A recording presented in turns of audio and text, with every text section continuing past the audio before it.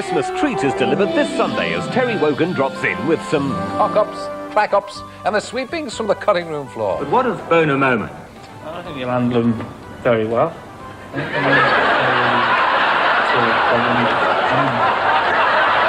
I've put my thumb already in a ram's mouth, so I think the secret must be to understand animals. That's the great secret. A basket of Auntie's Bloomers this Sunday at 7:15 on BBC One. And on Monday, Victor's allotment is irradiated when he buys some nuclear manure. I'm absolutely positive it's safe. The radiation levels are absolutely minuscule, Mr. Meldrew. Look, you see this digital watch? Yes? I can get you one of these at half price if you're interested. Eric Idle guest stars in One Foot in the Grave, Monday at 9:30 on BBC One. Over on BBC Two shortly, the award-winning dramatisation of the life of J.M. Barrie, The Lost Boys.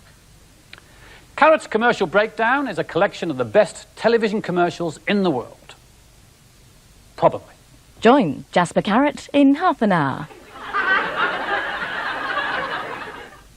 First on BBC One, the news with Michael Burke. It's 9:30. The new Commonwealth can't agree how to divide up the Soviet armed forces.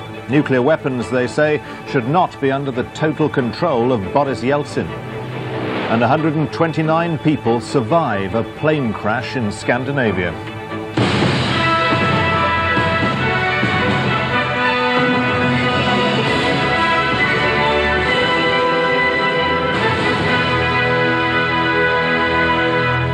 Good evening. 2 days of talks among the republics that form the new Commonwealth of Independent States have failed to agree what to do with the former Soviet armed forces. They're reluctant to give the Russian President, Boris Yeltsin, sole authority to wage nuclear war.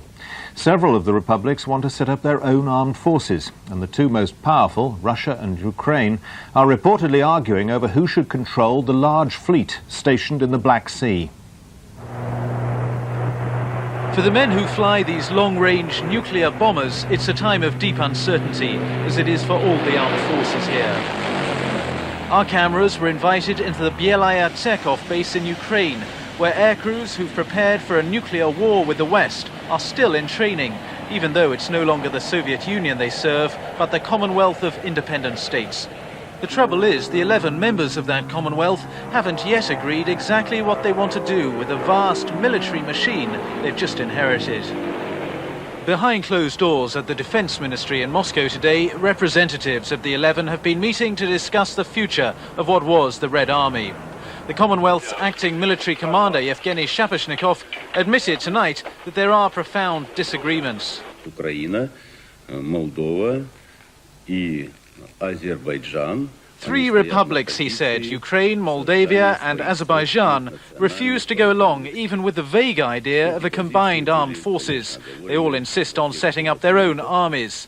I think, though, that common sense will prevail, said Mr. Shapashnikov. But even as he was speaking, two Commonwealth states, Ukraine and Russia, were squabbling over the spoil.